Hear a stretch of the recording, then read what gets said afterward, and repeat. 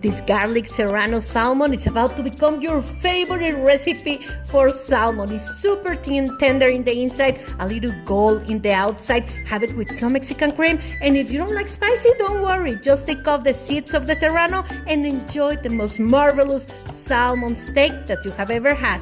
Are you ready to cook delicioso?